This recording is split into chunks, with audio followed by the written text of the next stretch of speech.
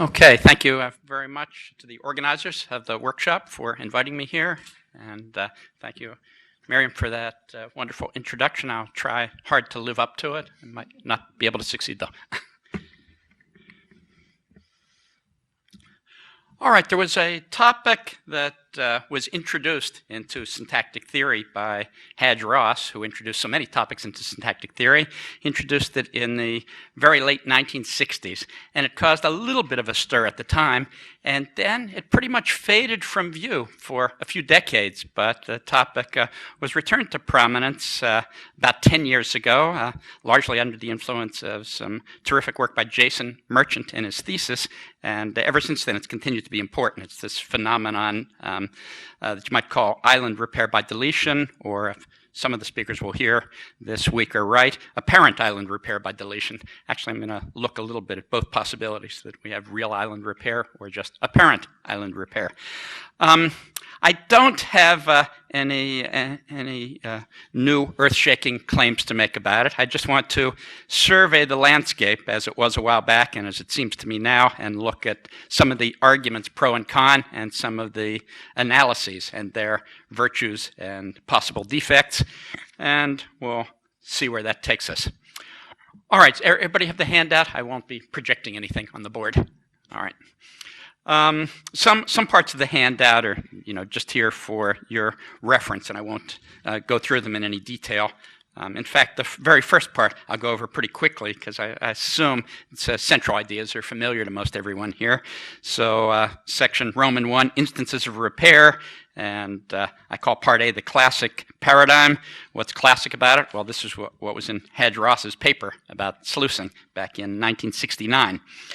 So Ross gave a bunch of paradigms where he showed that he illustrated the island constraints that he had cataloged in his dissertation of a couple years before, and then showed that under sluicing, the sentences, according to him, we might return to this briefly, are much improved. According to a lot of other people, the sentences become so much improved that they're perfect. But according to Ross, interestingly, they were just improved. And he actually made something out of that, as Lakoff did too, a few years later. If there's time, we'll return to that issue. But for the moment, let's just assume that the repair is complete and see where that takes us. So standard example, let's look at 3, because I'll return to 3 in a few minutes. Coordinate structure constraint. Irv and someone were dancing, and these are all Ross's examples. Irv and someone were dancing together, but I don't know who Irv and were dancing together. Very bad. Irv and someone were dancing together, but I don't know who. Much, much, much improved. Let's look at one more. 5A maybe, sentential subject constraint. That he'll hire someone is possible, but I won't divulge who that he'll hire is possible. Pretty bad, but that he'll hire someone is possible, but I won't divulge who. You might notice that one of the most discussed island constraints isn't here. That's the WH island constraint.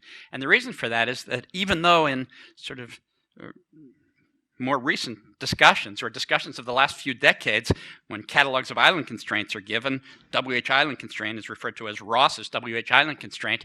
That's extremely misleading, because he spent several pages early in his thesis arguing that there is no such thing as the WH island constraint.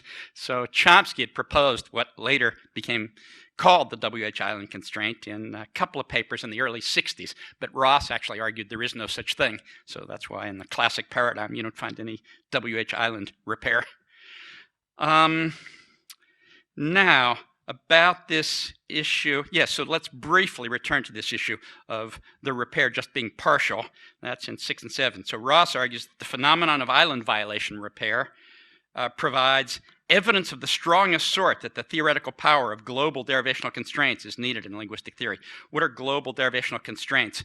Non-Markovian conditions on derivations. So at the time, we were used to thinking, and still we're used to thinking of derivations as Markovian. You look at the current structure, you look at some operation that might apply to that current structure, and if the current structure is suitable, you apply the operation, otherwise you don't.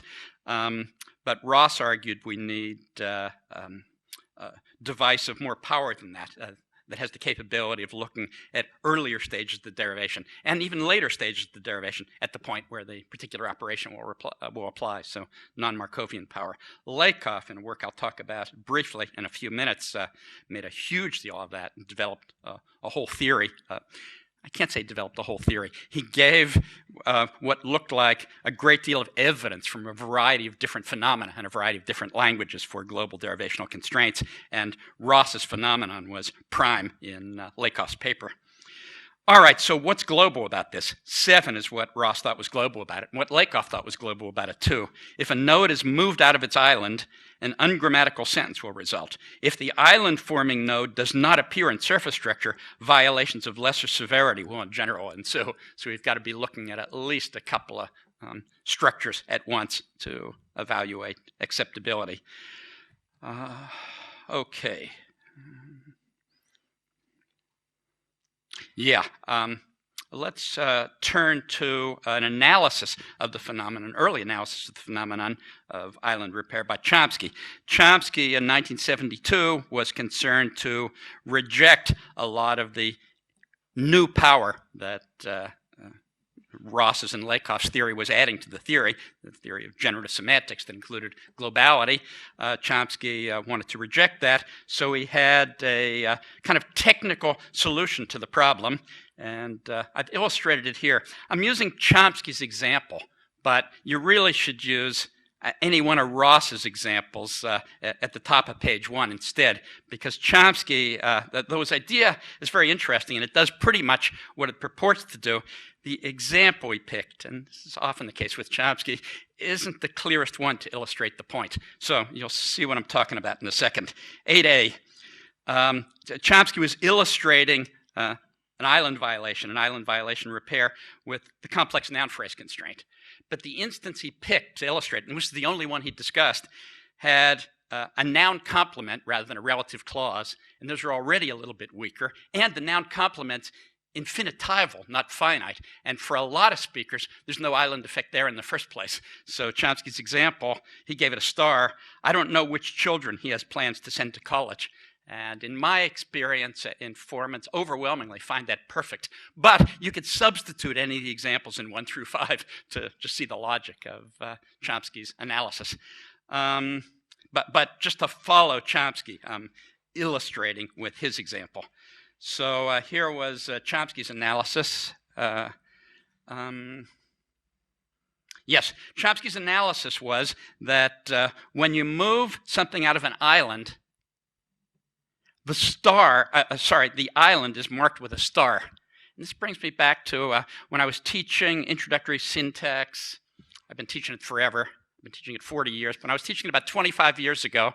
And first day of class, I was laying out some facts, and some of the students didn't know anything about syntax, so I put a star in front of an unacceptable thing and said this is something that linguists use to indicate the thing is unacceptable, ultimately ungrammatical.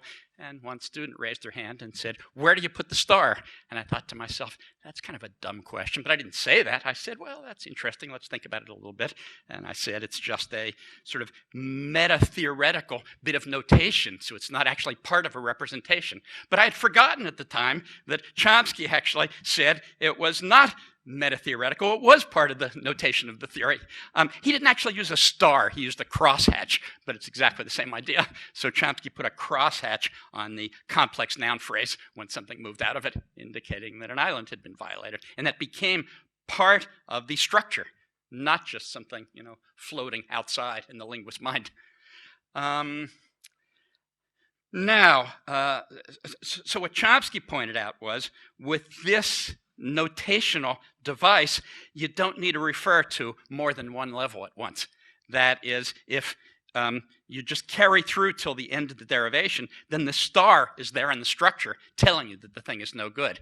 If, on the other hand, you did sluicing, that's that little scissors cutting off what we later decided was an IP and not just an S, then if it cuts off the IP and throws it away, then the star is cut off and thrown away. So there's nothing anymore in the structure telling you that the representation is no good.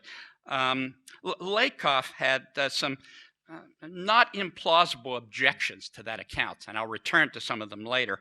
But maybe one of the most salient for us right now, as Lakoff pointed out, if the contrast we were trying to explain was perfect versus bad, that notational convention could do the work. But if the contrast we're trying to explain was Ross's take on the data, bad versus improved but not perfect, then Chomsky's notational analysis won't help. Maybe we'll return to that issue later on, because Chomsky in a footnote had something to say about it, but I have to confess I don't understand what Chomsky had to say about that objection. Okay. One more point for Chomsky. The condition banning star applies at surface structure, but the results are the same if instead it's a PF condition, as I suggested in a paper in the mid-90s.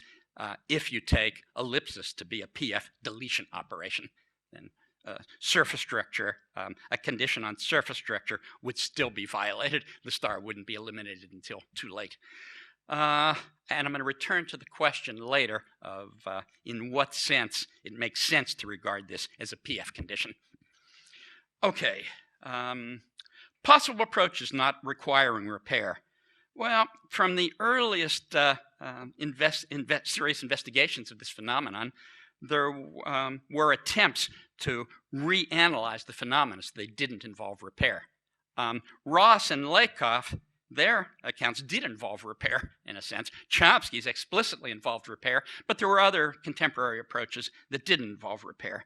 So Baker and Brame, 1972, suggested, and this was explicitly a reply to Lakoff's Global Rules paper. They suggested that there is no repair going on here, and we'll hear more about that, I think, in Klaus's paper. Near the end of the conference, we'll hear more about approaches not requiring repair, because there's nothing to repair. And that's actually what Baker and Brame said about some of the cases. So Baker and Brame looked at the coordinate structure constraint violation and said, well, there's no repair here because the thing is just as bad with sluicing as without sluicing. I have to say I haven't found anybody that shares Baker's and Brame's judgment on that. That is, I haven't found anyone who finds 3B on my handout as bad as 3A. But Baker and Brame claimed it's just as bad, so there's no repair, so no difficulty. But maybe more interestingly, for certain other cases, they said there is improvement, but you can get at the improvement without saying that there's repair. This was a kind of approach, we'll see, it was resurrected decades later by Jason Merchant and reinforced by Klaus, if I understood his abstract correctly. All right, 14. Mary met a man who had worked for someone famous, but she wouldn't tell me who. That seems pretty good. It seemed improved to Ross and Lakoff. It seems fine to me, and it seemed fine to Baker and Brame. And here we've got a pretty strong complex noun phrase constraint violation. As you can see in 15, Mary met a man who had worked for someone famous, but she wouldn't tell me a man who. But she wouldn't tell me who she met a man who had worked for. So there's a relative clause, which is a stronger complex noun phrase violation, and it's a finite one, so that's the strongest type. And 15 is really quite bad. 14 seems fine, so it looks like we have repair, but not, Baker and Brame suggest, if the source isn't 15, but the source is Mary met a man who had worked for someone famous, but she wouldn't tell me who the man had worked for. Okay, Merchant, in giving a taxonomy of island types that we'll hear about later, actually argues, the first time I read through his thesis, I missed this point because he kept using relative clauses to illustrate island violation repair. But when you get to, the meat of his theory, he's claiming that relative clause islands actually can't be repaired, so that apparent relative clause island violation repair is just what Baker and Brame said. But we'll return to that issue later. It does, we'll see more about this later too, it does render some of his arguments against certain alternative analyses moot, because the arguments are based on, almost all of them are based on relative clauses, which he later in the thesis claims can't be repaired anyhow. All right, so that was one kind of account not requiring repair because the source didn't have an island. Here's another potential type. what Merchant calls pseudo-sluicing, something like clefting. As far as I know, first suggested by Nomi Erdősek in 1973. I think that was her thesis. So someone just left. It might have a source like, guess who just left? Or, Erdősek says, it might have a source like, guess who it was? Now, in that example, there's not much at stake because there's not an island either way. But if you say Irv and someone were dancing together, but I don't know who, if the source is, but I don't know who Irv and were dancing together, that's clearly a coordinate structure constraint violation. But if it's, but I don't know who it was, then it doesn't seem to be a coordinate structure constraint violation. So again, nothing to repair. So Merchant discusses this, and he ultimately rejects such an account as a general approach for pretty good reasons, I think. But as he's presenting the analysis, he raises the interesting question of the ultimate source of the copular sentences. And he suggests that they're actually reduced forms of clefts. So for 17, it would be, guess who it was that just left? And then it gets reduced to, guess who it was? And then maybe it gets reduced further. Guess who?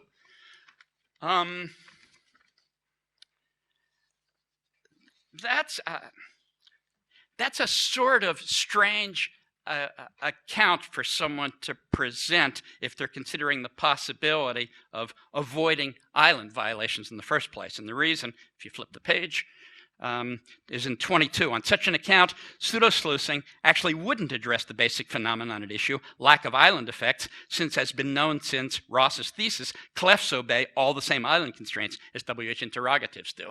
So there might be some sort of short copular source, and that might avoid the problem of island violation repair, but not if the source of those things is actual clefts, because clefts show island effects.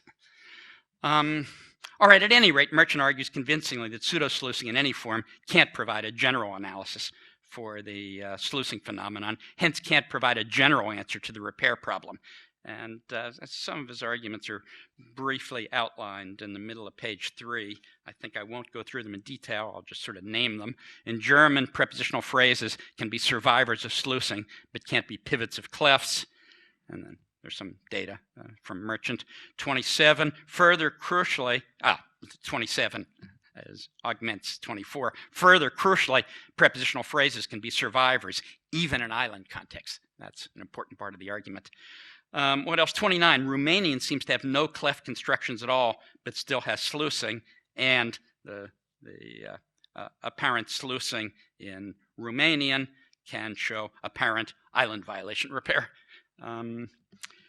All right, so what's another account that might not require island violation repair?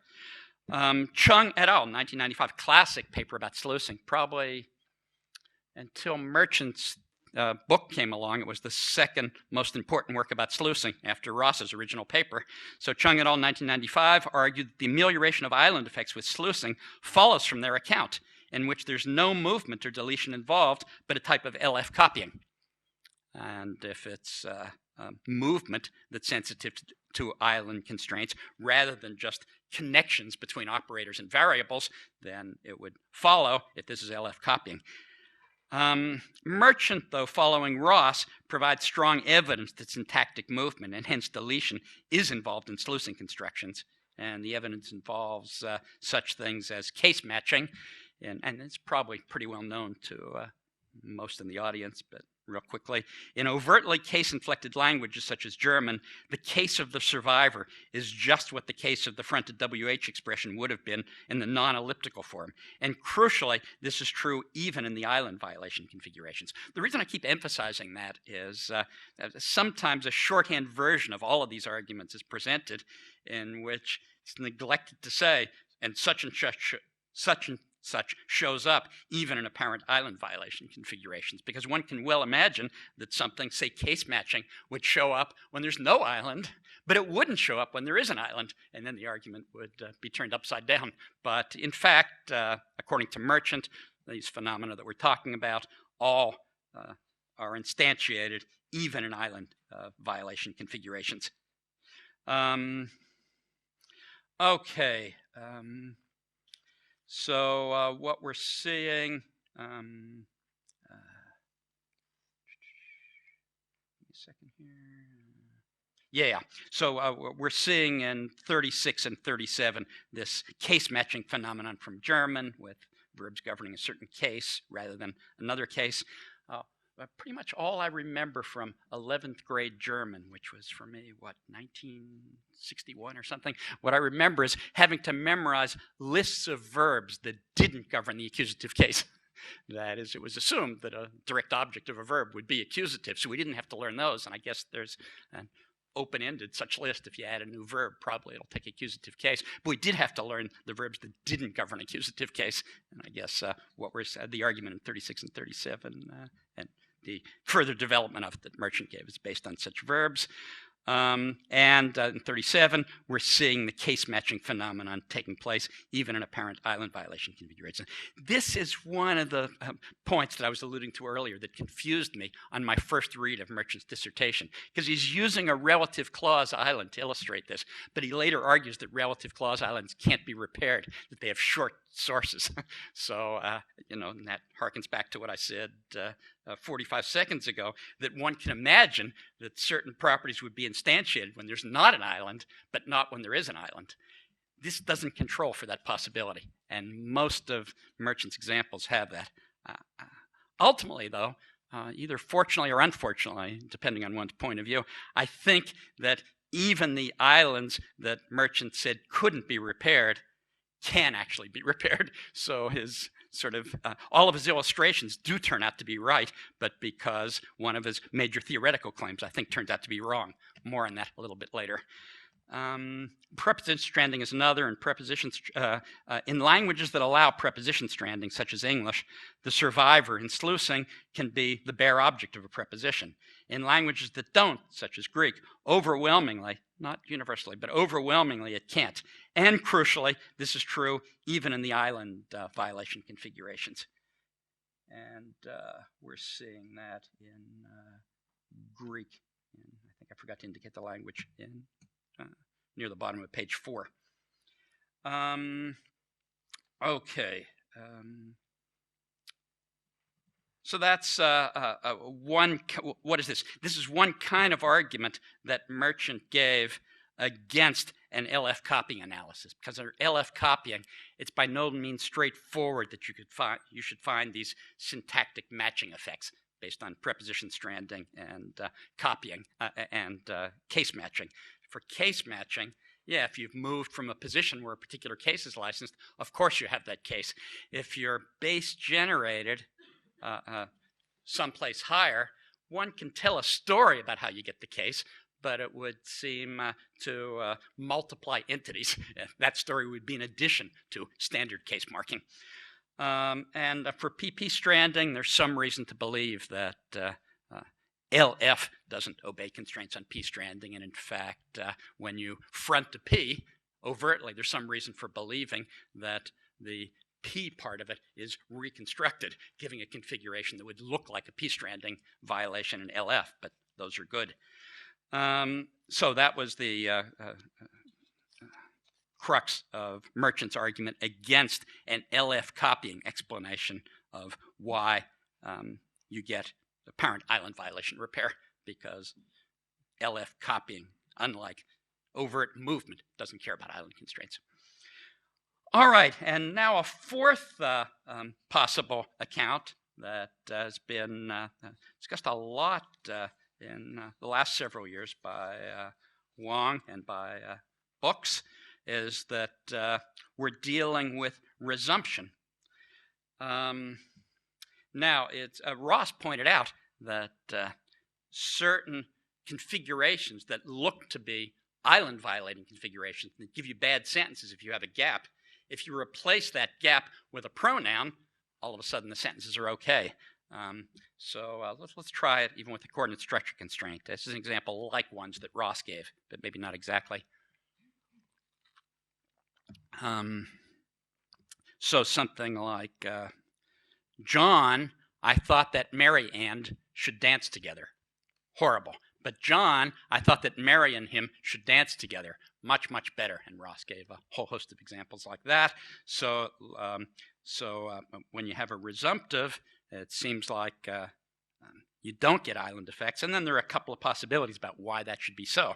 We'll return to this. So either there's no movement in the ellipsocite, just base generation of a resumptive pronoun, or possibility that Books has pushed hard in a couple of books and about 73 articles. We have movement leaving a resumptive that's not subject to islands. So there actually is movement because a resumptive is left. You don't get island effects. And he has a rather intricate theory of why that should be so that I certainly won't have time to go into. Okay. Now, Merchant gives several arguments, though, that resumption can't be the general solution to the repair problem. I'm always qualifying these claims. Can't be the general solution. That is, all of these alternatives we're talking about might be the solution sometimes, but they can't be the general solution because they're phenomena, as we keep seeing, that don't fit the paradigm wheel. So Merchant gives several arguments that resumption can't be the general solution to the repair problem. What are the arguments? A on page 5 is one of them. There are WH expressions with no corresponding resumptive forms in English and cross-linguistically that still seem to display repair and sluicing. So in 46A, though there is a not implausible resumptive for where, it's pretty bad when you try to use it as a resumptive for there. So where does he want to find a person who camped there? According to Merchant, is pretty bad, even though this is sort of the kind of situation in English where you would expect to be able to get a pretty decent resumptive when you have an island violation. Same for where and then. Where is she looking for journal entries that describe a battle then? Pretty bad. But he wants to find a person who has lived somewhere specific in the Pacific, but I can't remember where. Pretty good. She's looking for journal entries. Journal entires is what it said, but so if you correct the Merchant's typo, it'll be journal entries that describe a battle at a certain time in a certain year, but I don't remember when. Those are pretty good. So resumptive, pretty bad, or let me be more precise, overt resumptive, pretty bad, but sluicing, still good, even in an island configuration. Another of Merchant's arguments.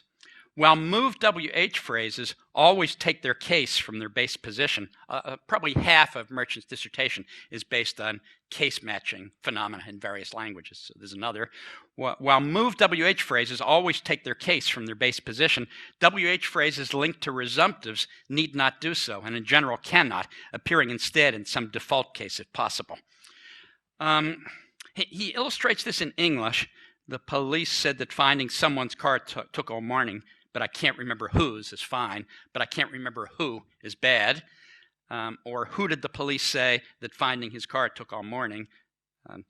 Pretty good with the resumptive improving an island violation. But whose did the police say that finding his car took all morning bad? He then goes to discuss 5 or 6 other languages right in the same rubric, but turns out to be in a disappointing fashion, because I was hoping to be able to present to you some more data from languages with much richer case morphology than English to show the case matching, the non-case matching with resumptives. But the 5 or 6 more languages he gives all have the property, as he says, that they don't seem to allow resumptives at all. So he didn't actually present, and I'd forgotten that he didn't, so by the time I was finishing this handout, 3 seconds before the taxi cab was picking me up to take me to the airport, I didn't have time to do any new research. So it'd be interesting to look at some languages that have pretty rich case morphology and overt resumptive strategies and see if the phenomenon summarized in B obtains. I suspect it will, but I don't have the data at the moment. Finally, there are languages that seem to lack the resumptive pronoun island strategy. The resumptive pronoun island strategy, that is the strategy for sticking in a pronoun where a trace would violate an island constraint, but that still display apparent island violation repair under sluicing, and with case matching. So Merchant presents evidence for this from German, Russian, Polish, Czech, and Greek. Okay, so it seems as if there is island violation repair, or so Merchant concludes, but see below for further discussion. And maybe it's even along the lines of Chomsky 72. If we abstract away from the claimed intermediate status of the sluicing island cases, then maybe Chomsky's technical analysis could be made to work. Lakoff raised a couple of interesting problems, though, for Chomsky-specific analysis. 52 is one of them. In Chomsky's approach, according to Lakoff, quote, a new element is introduced. It's really interesting, and it always strikes me when I go back and read this 1972 paper, because it sounds so much like the inclusiveness condition, doesn't it?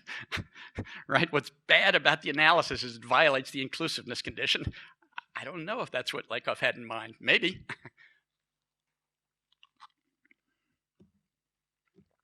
Kitahara in 1999 actually gives an argument reminiscent of Lakoff's against a similar but not identical phenomenon, and explicitly bases his counter-argument on inclusiveness.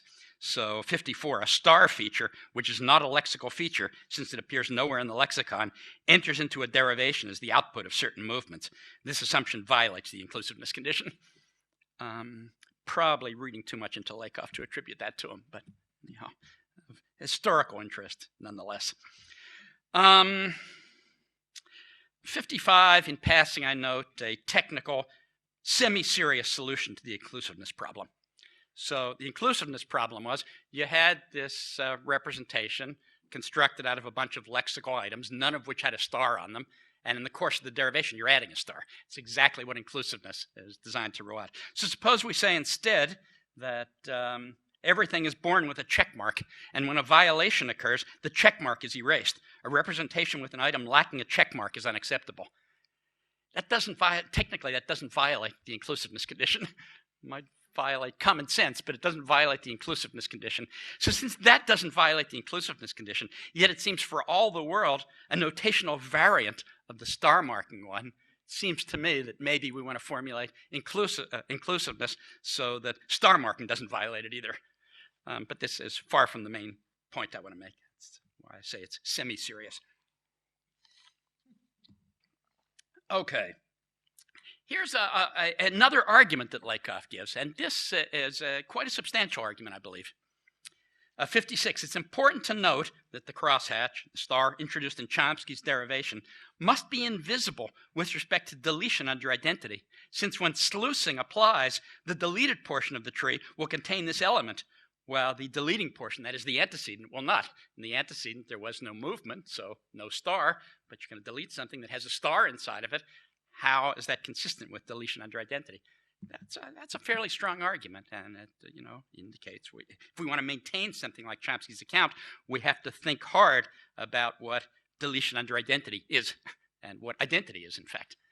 Chomsky, in aspects of the theory of syntax, thought about it some, not about this case, of course, but thought about it in a way that maybe gives an avenue for an answer. He said you don't need identity, you need non-distinctness, and then he began to develop a theory of under what circumstances non-identical things are nonetheless non-distinct. And maybe that could be applied here, but that would be a talk for another day. Okay. Now, Merchant rejected Chomsky's account basically for empirical reasons. And the empirical reason that he gave is that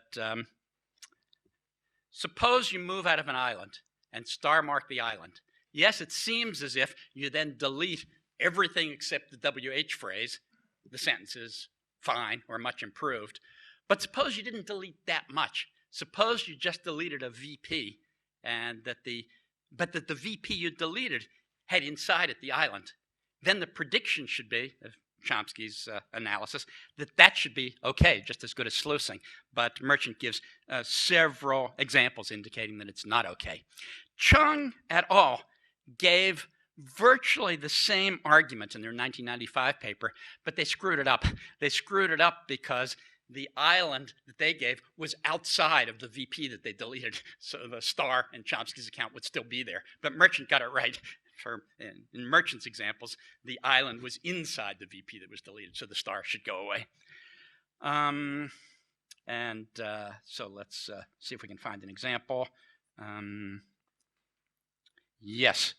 So look at 60. They want to hire someone who speaks a Balkan language, but I don't know which Balkan language. Seems fine, even though we seemingly violated the relative clause island constraint. 58, they want to hire someone who speaks a Balkan language, but I don't know which they do, or which Balkan language they do. That's very bad. So on the face of it, this is a pretty strong argument against Chomsky's approach. And he gives other similar paradigms.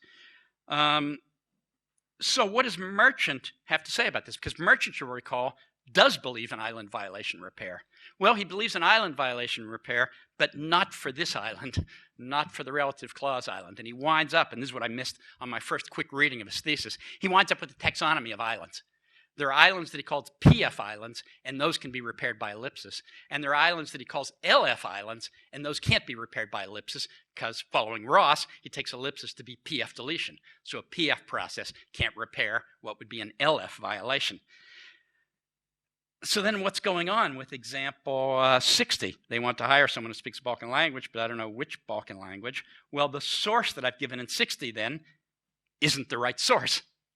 Rather, the right source is something like 66. They want to hire someone who speaks Balkan language, but I don't know which Balkan language she should speak. And for a shorter case, they hired someone who speaks Balkan language. Guess which Balkan language. Guess which Balkan language she speaks. No island. So that's really exactly what Baker and Brame said about a very parallel case.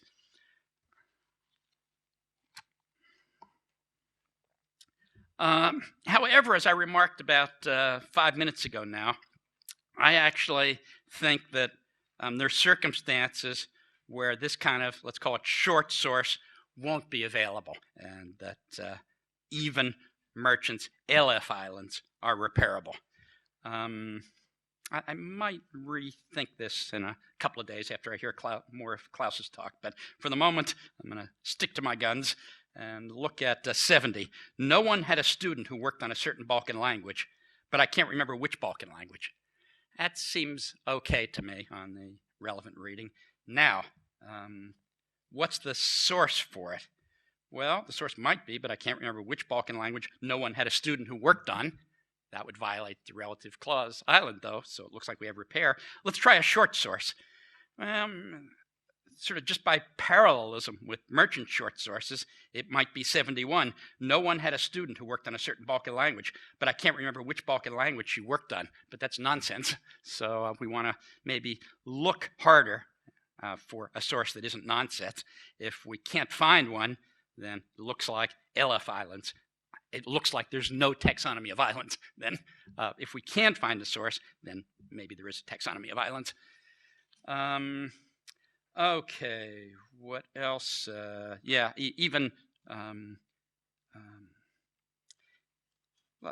skip the next one. The point is clear enough, I think, at this point. There are also cases, these are harder to construct, I have to confess. There are also cases where structure that includes the island must exist in the sluicing site in order to license an item in the sluicing remnant via reconstruction. And I'm going to say a fair amount about reconstruction in my remaining, probably have about 12 minutes now.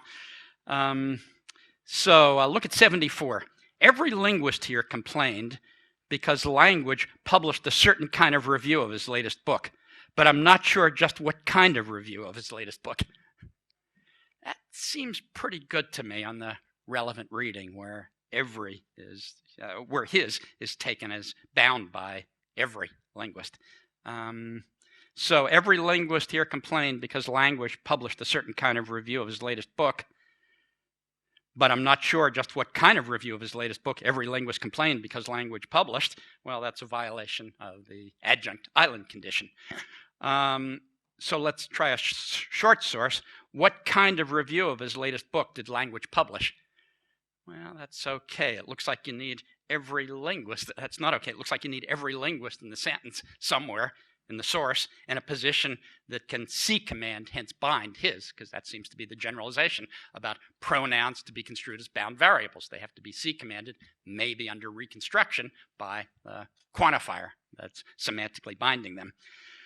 Then I give a couple more examples that purport to illustrate the same thing. The next couple of examples I'll skip by. They were examples in a paper of mine several years ago trying to make this point. I think 74 is maybe a stronger example, just because it seems more clearly okay, and its reading is more clearly just what it is. So potential problem with Merchant's argument, potential problem is it looks like a couple of his major LF islands can in fact be repaired by ellipsis, that we have evidence that the whole island had to be there in order to license something. There's an argument in the other direction too that I'll skip over very quickly. And in fact, it was my observing this that first got me interested in this phenomenon when 10 or 12 years ago now, that Merchant does have a bunch of PF islands. He says comp trace effects, derived positions like subject islands and topics being islands, what Kullikover and Wechsler decades ago called freezing effects. The problem is, and this is interesting because the thesis and the book based on it are very careful and exhaustive discussion, full paradigms. But when Merchant was arguing that certain things were LF islands, his argument was that if you do VP deletion, that the thing is still bad. But when he argued that certain things are PF islands, he never did that test.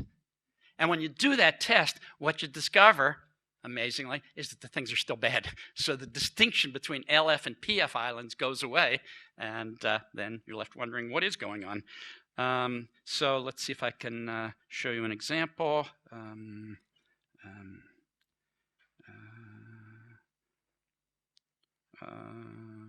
Yes, if you look down at 87, it appears that a certain senator will resign, but which senator it does is still a secret. Bad. That's, according to Merchant, that trace configuration. How about an if trace configuration? These are more powerful because in the apparent that trace configurations, it's hard to be sure that in the ellipsis side there was a that in a language like English, where that and silence are in almost free variation in many configurations. And it's that that triggers a violation, but silence doesn't. That's the famous that trace effect. But not so for if trace effects, and that's what you see in 85. Sally asked if somebody was going to fail syntax 1, but I can't remember who she did, is bad. Who she asked if was going to fail syntax 1. So if Merchant's right, then it should be bad without the deletion, but it should be good with the deletion. But that doesn't seem to be the case. Why am I saying that's what we would expect from Merchant?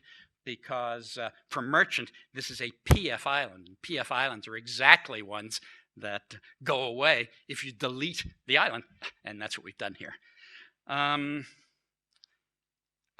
Maybe even more astonishingly, 90, parallel failure of repair, though can't call it that anymore, obtains even when there is no violation in the first place. So extraction out of an embedded clause is typically fine, and sluicing is just as good, but verb phrase ellipsis is bad. So bottom 7 onto 8. They said they heard about a Balkan language, but I don't know which Balkan language they said they heard about. That's fine. They said they heard about a Balkan language, but I don't know which Balkan language. Fine. They said they heard about a Balkan language, but I don't know which Balkan language they did. No good. So it looks like what's going on is there's something else entirely involved in the badness of these VP deletion cases. Hence, we can no longer use the badness of Merchant's VP deletion case to argue for a taxonomy of island types. Danny Fox and I, back in the early 2000s, gave a possible solution to this. There's no time to get into it now, but I summarize it in part Roman 3, halfway down page 8, and the article's in the public domain. You can find it easily. It was in Linguistic Inquiry, so let's skip it for right now. And instead of looking at that, which there's no time to do, let's turn to page 10 for another look at a resumptive strategy.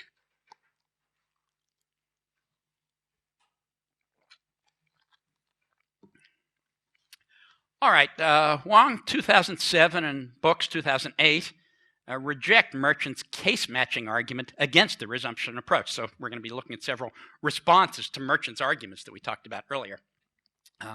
Wang in particular indicates that if resumption in the relevant instances involves movement rather than base generation, case matching can be accommodated. The exact mechanism, though, remains to be fully worked out. Interestingly, Ross did argue, essentially, in his thesis, that resumption does involve movement, because for Ross, movement had two parts, and this will seem eerily modern. He said there's a copying part and a chopping part. And then the question is what it is that obeys islands, and what Ross claimed was, well, it's chopping that obeys islands, not copying. However, case mismatches in resumption are then something of a problem, right? Case matches then can be made to follow nicely, but case mismatches, not so much. All right. For Wang, that was his proposal. The exact mechanism remains to be fully worked out. That is, the exact mechanism that will accommodate both apparent case matching and case mismatching. Books suggests another kind of approach, indicating that Wang's specific approach is incompatible with Books' theory of resumption under movement. Instead, Books indicates that case matching might be instantiated through non-syntactic means based on the need for recoverability of case information. If you delete down here, the case still has to be preserved somewhere. Here, too, the exact mechanism remains to be fully worked out. Books also rejects Merchant's argument based on apparent island repair and languages lacking resumptive pronouns. Books observes that resumptive pronouns look like regular pronouns. So, quote, the claim that a language lacks resumptive pronouns comes close to meaning that such a language lacks pronouns. But there are a few languages that lack pronouns, and none of the ones under discussion here. So Books goes on, no language has a pronominal paradigm exclusively devoted to resumption. So in languages that seem to lack resumptives, on to 132, what's really lacking is pronounceable resumptives, analogous to the proposal of Kennedy and Lids 2001 that long-distance reflexives exist in English, but they are confined to ellipsis context because the language lacks the right morphology to spell them out. I find that a very intriguing possibility, but one that's potentially at odds with 131. Okay, another possible response to Merchant. I've said this a couple times, but it's important, so I'll say it again. Virtually all of his examples arguing against resumption as the explanation of apparent island repair involves islands that Merchant claims cannot be repaired by ellipsis. Hence, for Merchant, there was no violation in the first place. Rather, there were short sources. But I've argued that Merchant was wrong about that, so there is then so an argument persists. Another phenomenon that might argue for a resumptive strategy, and this is B, when resumptives are unavailable. Wang 2007 argues that when resumptives are genuinely not available, repair is likewise impossible. So what's such a case? One case is what Chung et al. Dubbed sprouting. Typical sluicing involves an indefinite antecedent for the WH trace. In sprouting, there's no such indefinite antecedent. So to compare the two kinds of phenomena, Mary ate something, guess what? Standard sluicing. Mary ate, guess what? That's sprouting, where there's no antecedent for the trace. Now what Wang argues is that in sprouting situations, it's impossible, in principle, to have a resumptive because that would sort of interfere with somehow with the needed parallelism that's required. So Agnes wondered how John managed to cook, but it's not clear what food. Agnes wondered how he managed to cook. That's bad. It's an island violation. But if you put in a resumptive pronoun, it's still bad. Agnes wondered how John managed to cook, but it's not clear what food. Agnes wondered how he managed to cook it. And this was Chung, Lajasan, McCloskey's point, you get island effects with sprouting. They claimed with regular sluicing, island effects seem to vanish, but with sprouting, you get island effects. So this is an account of that, based on the claim that the source of island violation repair is resumption, and resumption isn't available with sprouting. And Wang devotes a couple pages of his short paper to arguing why that should be so. Another case that Wang discusses is the case of adjuncts. So 138, he wants to interview someone who works at the soup kitchen for a certain reason, but he won't reveal yet why. That's quite bad. And Wang says that there's no resumptive strategy available because of the non-nominal nature of phrases like why and how. So some more examples. 140, Mary met a student who solved the problem somehow, but I'm not sure exactly how. Seems pretty bad. That Susan will solve the problem somehow is unclear, and I think I know how.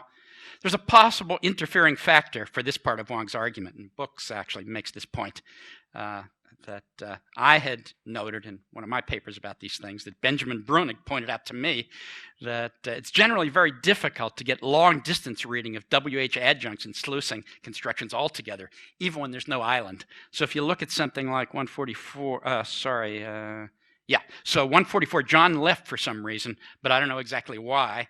Pretty good. But Mary claimed that John left for some reason, but I don't know exactly why, meaning Mary, I don't know exactly why Mary claimed that John left, were the why's the reason for the leaving. Pretty bad. Now, in some earlier work, I've suggested an account for this based on, basically on the Huang, Huang, and Lasnik and Saito versions of the ECP from the mid-'80s, where that was specifically an LF constraint, so it couldn't be repaired by a PF phenomenon like ellipsis.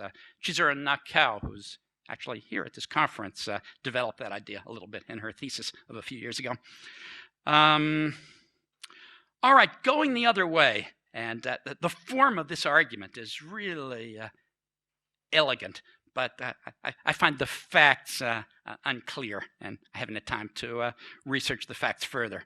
An unpublished recent paper by Yoshida and Rotman, they argue that consistent with Wang's claim that resumptives involve delinking, idiom chunks cannot be associated with resumption because pieces of idioms can't be delinked.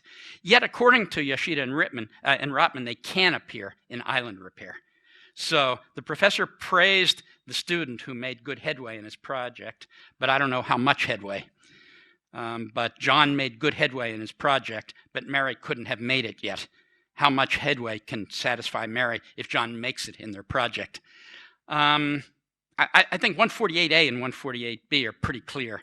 147 I'm not so certain about. I'm not sure how good it is, but if it is good, the argument goes just the other way from the Wang argument. Case where we cannot have resumption, but can have apparent island repair. The professor didn't scold anyone who made certain headway in his project, but it's not clear how much headway.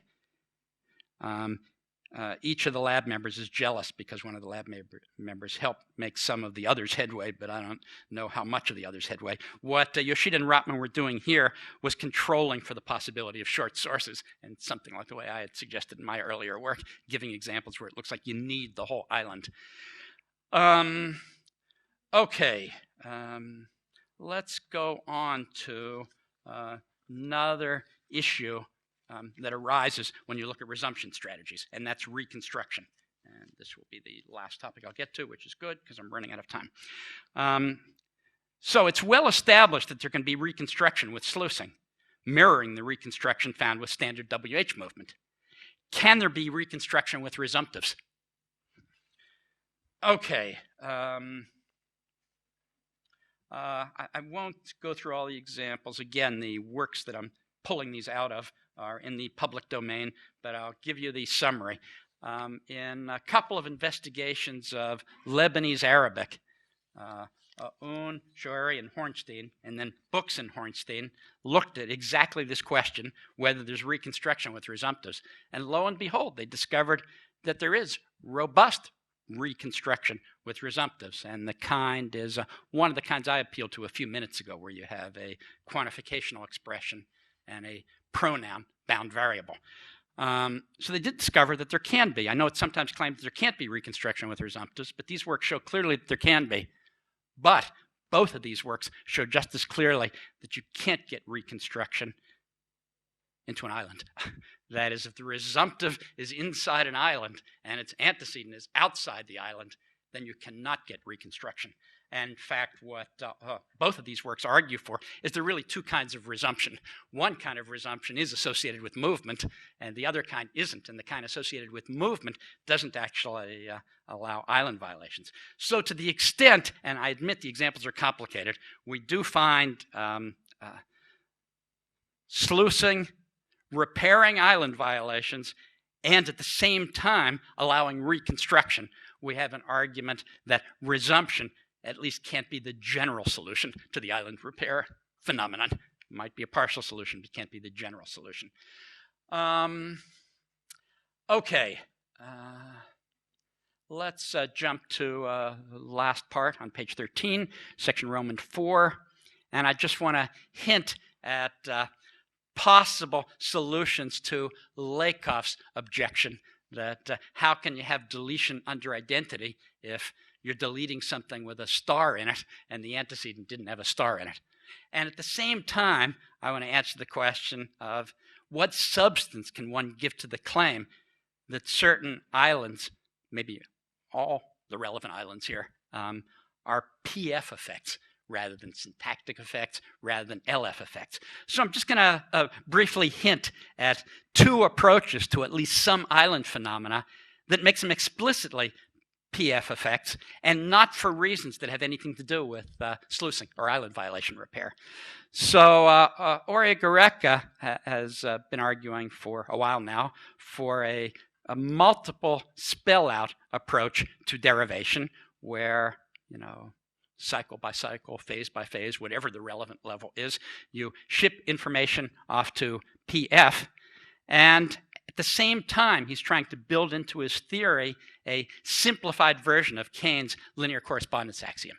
That is the sort of guts of the linear correspondence axiom. It's all about terminal symbols. And the guts of it is, if one terminal symbol asymmetrically C commands another, then it precedes it.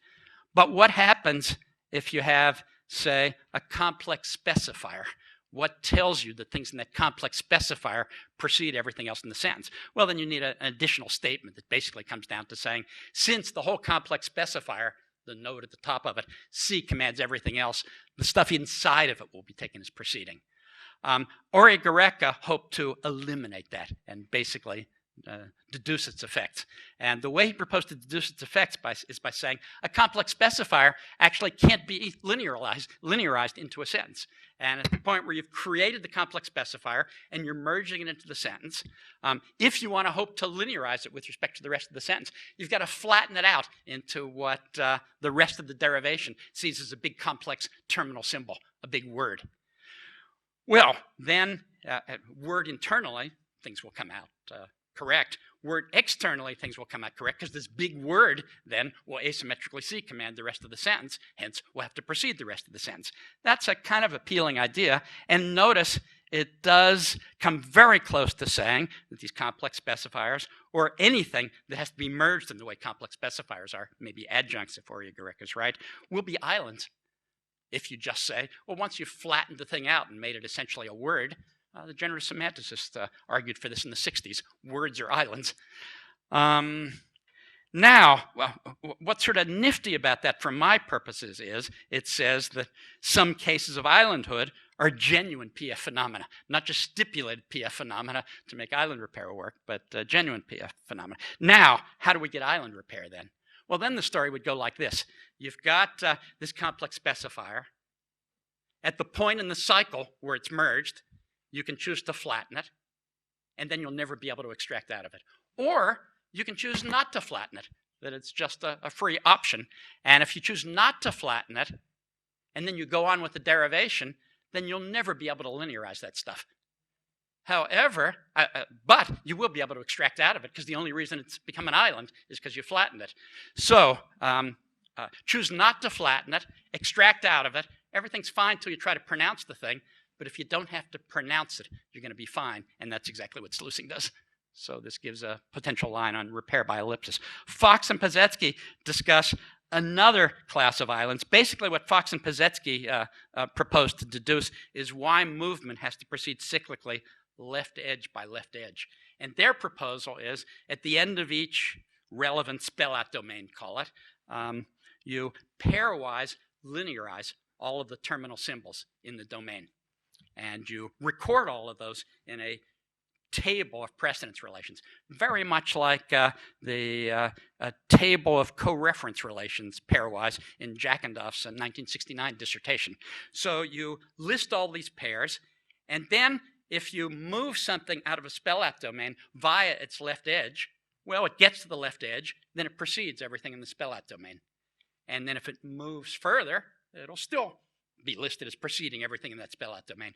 But if you move it not via the left edge, then some things in its first spell-out domain will be listed as preceding it. And then when it moves out, it'll be listed as preceding them, contradictory linearization requirements, so the thing won't be able to be linearized. That's also a PF deduction of some island constraints. It also has the effect, as Fox and Pazetsky noted, of giving at least some cases of island violation repair, because they have a technology whereby if you delete some phrase, then you delete all of the pairwise statements in your list of precedence relations that include things in the thing you deleted. So that was just an attempt to give a little bit of substance to the idea that these are PF effects, and to give a possible response to Lakoff's interesting objection to a Chomsky-type theory.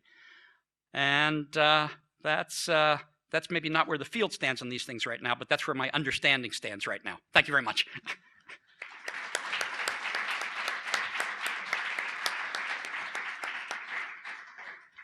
Points. I was wondering, that's a nice ideas about how to derive the start thing, etc. But what about, for instance, the generalization by Sandy Jung et al. That sprouting type does not repair Island, right? Say it again.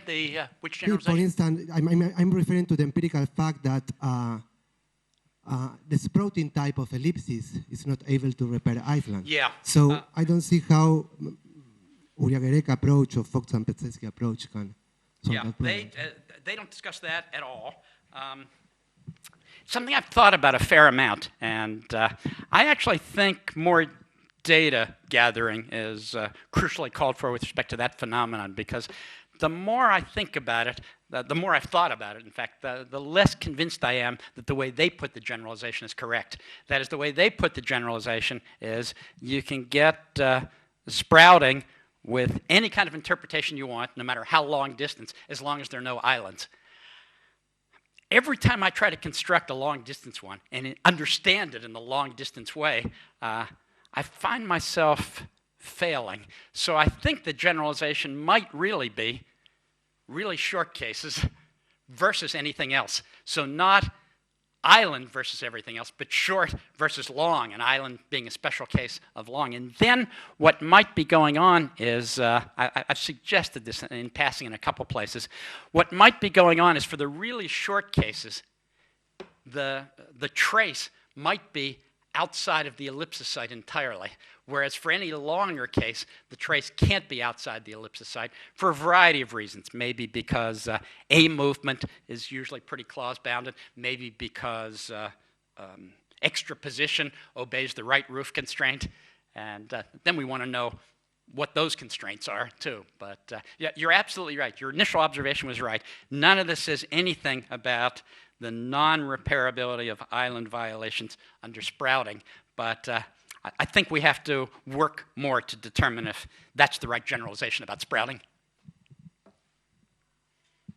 Yeah, okay, I see, but I mean, the sprouting case is just an example. You have other cases of no repairing, like fragment answers, or for instance, in Spanish, topic plus TP deletion does not repair Island. So I don't see, you see what my point is, that sprouting is just a case, but we have a lot of cases of, but it seems that repairment is sensitive to the nature of the correlate in the antecedent. And all of these approaches don't take into consideration the fact that you need to see the correlate in the antecedent. Right?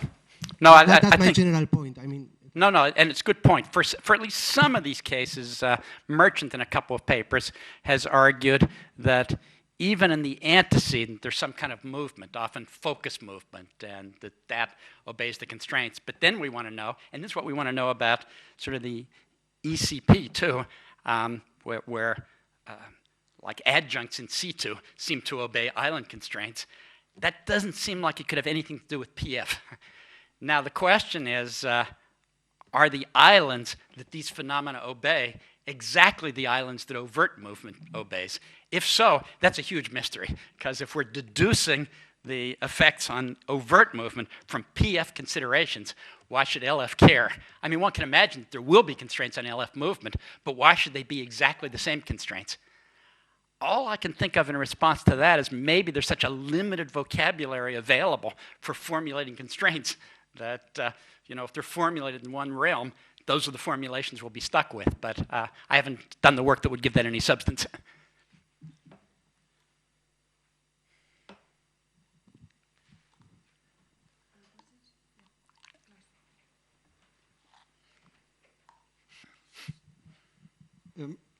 I'd like to probe a little bit into the formulation, the multiple spellout formulation of how you might get island repair. So why is it that you can't linearize at a later point if that island later moves and is merged again? If the whole island later moves and it's merged. Yeah. Because at the point where the whole island, so suppose you do a successive cyclic A movement, a complex noun phrase that becomes the subject of a clause, then the subject of a next clause, and the subject of the next clause.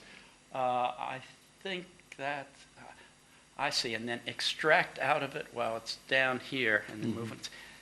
See, even apart from multiple spellout, that's been kind of a puzzle over the years, right? Why derivations have to basically proceed in such a way that you do all the A movement, then you do all the A bar movement. Did Chris Collins worry about that once some years ago? I'm blanking on exactly what his explanation was, but in fact he was worried about a case that was abstractly rather like that, though he wasn't analyzing it in these terms. But you're right, nothing that I actually said in the lecture itself would prevent that. Make something a complex specifier of some particular domain. Do not flatten it out. Extract out of it on the next cycle, and on some later cycle still move it to a higher A position maybe, where you will have to flatten it out to linearize it. Yeah, Chris Collins in Linguistic Inquiry, 20 years ago maybe, discussed those kinds of derivations. Maybe I'd be able to appeal to what he said, but since I can't remember what he said, I'm not going to claim that I can appeal to it. Yeah, I mean, there was that Sam also discussed. That's right? Sam Epstein also, yeah. But I mean, the reason why I'm bringing it up is because you mentioned at the very beginning that this island repair phenomenon was sort of had a flourish of interest in the early 70s, and then it sort of died away. Yeah. And in those early discussions, there was that star feature that was assigned to islands, and I thought my reconstruction of what the reason was that people got less interested in the phenomenon was that once you had trace theory, you didn't need the star anymore. You could formulate island constraints in fully representational terms anyway, because you had a connection between the original site and the landing site, and you didn't have to actually put a star there. You could just say, well, there's a constraint that rules out a chain crossing into that island, and so at that point, this Lakoff argument about arbitrary features being added went away. But this multiple spellout way of doing it goes back to a very local, very non-representational, very Markovian in your sense way of doing it, and I think then exactly you run back into this problem.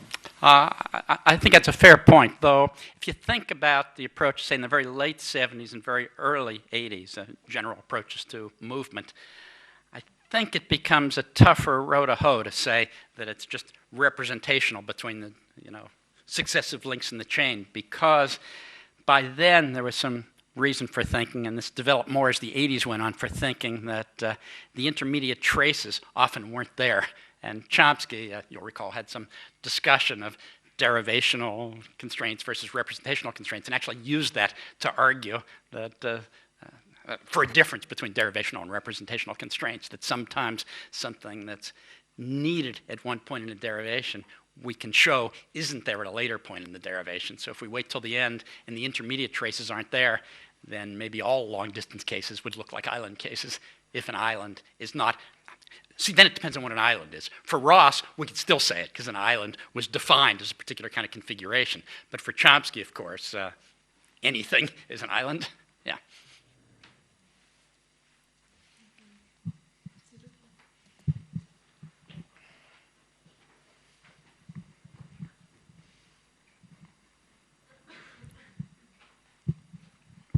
I have a brief comment and then a question. The brief comment is about the resumption and the reconstruction facts that you presented.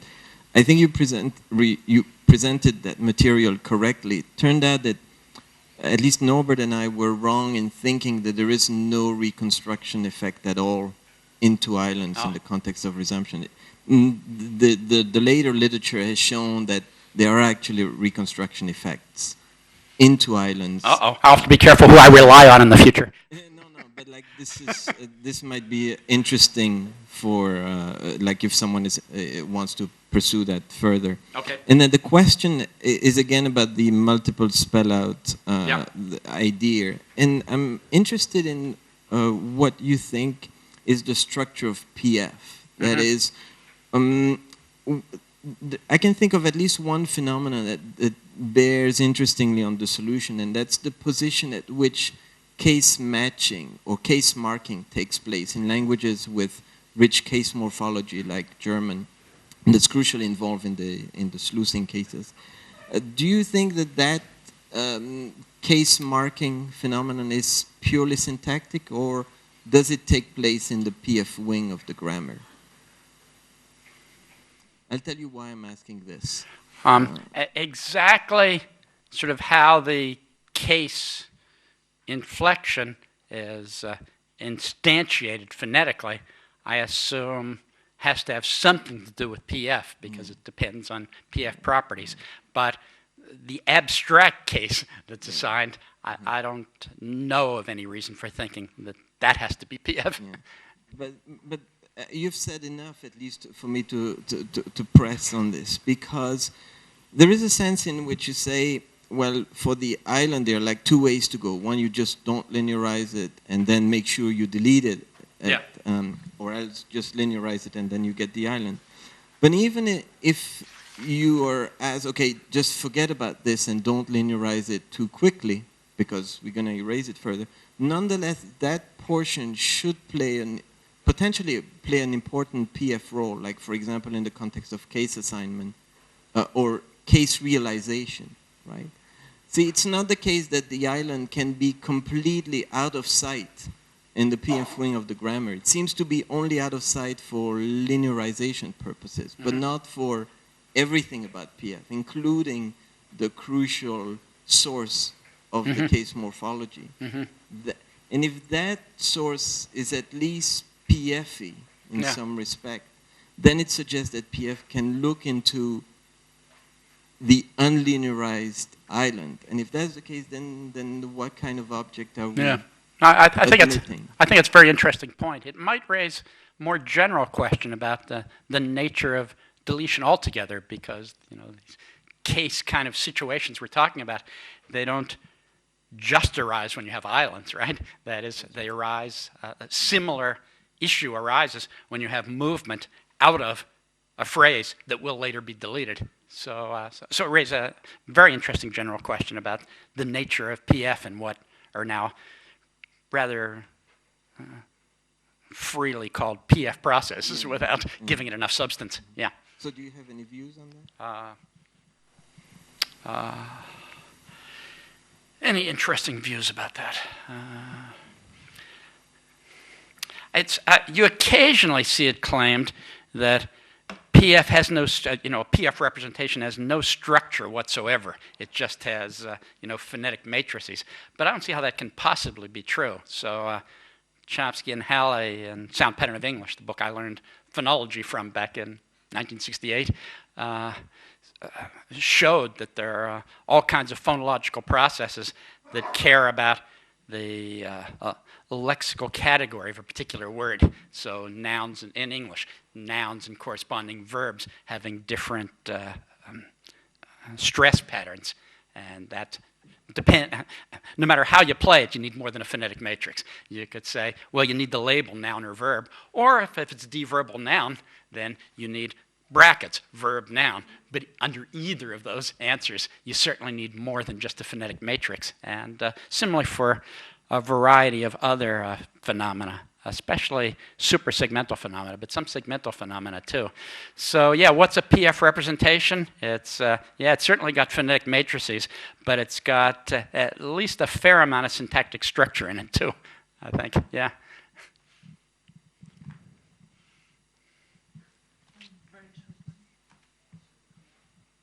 Nico? Yeah.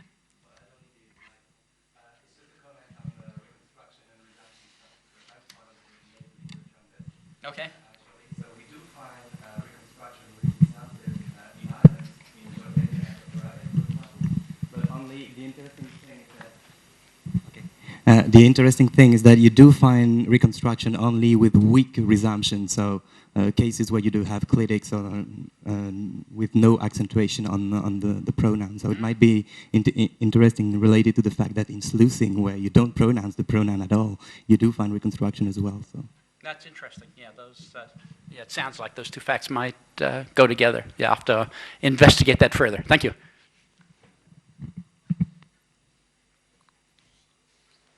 Vidal? Yeah, I was saying that your story is an alternative for... Sorry, we can't hear you. No? Yeah? Yeah. Yeah. The starring theory of islands comes like in three flavors, right? For some people, the star was typically on the island itself.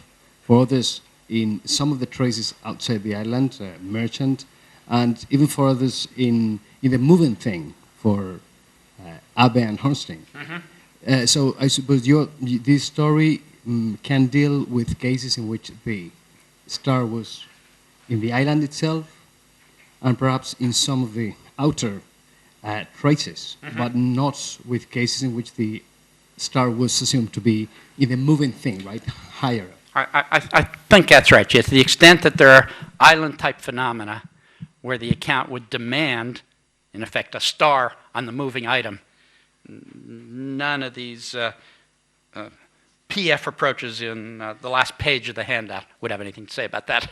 Yeah.